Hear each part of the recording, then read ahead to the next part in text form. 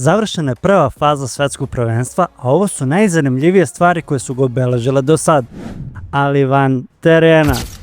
Zbog FIFA pravila, svi brandovi koji nisu sponzori prvenstva su morali biti sklonjeni. U Americi čak i stadioni nose ime sponzora, pa su iste morali biti prekriveni, što je dovelo do genijalnih marketinških kampanja poput Levi'sa, koji je iskoristio ovo prekrivanje i promenio čak i logo, ali i teo branding širom planete, kao je Beats by Dre koji je prelepio logo baš kao što je uradio Musiala na terenu. Amerikanci su se potrudili da nemaju svi isti tretman, pa fudbalere Irana deportuju posle svake utakmice nazad u Meksiko, a određene nacije kao na primjer Uzbekistan su kontrolisali kao da su najveći kriminalci, iako im je selektor jedan od najvećih ikona svetskih prvenstava. Ipak, oni su bar ušli na prvenstvo za razliku od somalijskog sudije Omara Artana, kojem je zabranjen ulazak i pored diplomatskog pasoša, a FIFA se naravno i tu napravila mutava.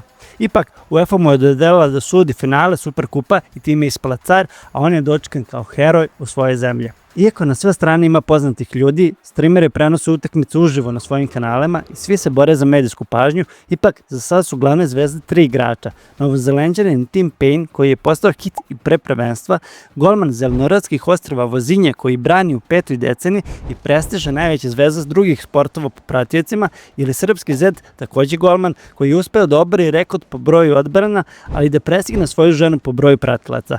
Sama je Zorana znala, sama je Zorana verovala. Posle ovih stvari, konačno su jameri barem malo počeli da shvate koliko je fudbal planetaran sport i koliko svetsko prvenstvo rađa nove zvezda. A imali su priliku i da vide šta je navijačka kultura. Škoci su okupirali Boston, imali show u pubovima i sa statuama, a bili su i na bejzbol meču, baš kao i Norvežani koji su osim bejzbola navijali i na jogi na Times Square-u. A Korejci su apsolutni hit u Meksiku gde su se pobratimali sa domaćinima, a ova ljubav traje još od 2018. godine kada je Koreja pobedila Nemačku i pomogla Meksiku. Još jedan navijač je skrenuo pažnju na sebe, a to je navijač Konga Michel Nkuka Mboladinga, poznati kao Lumumba Vea, koji u čas Patricia Lumumbe stoji kao statua ceo meč da bi poslao poruku svetu, ali ukazao na stanje u njegove zemlji. A priča o ovom čoveku je dosta zanimljivija nego što se čini u prvi mah.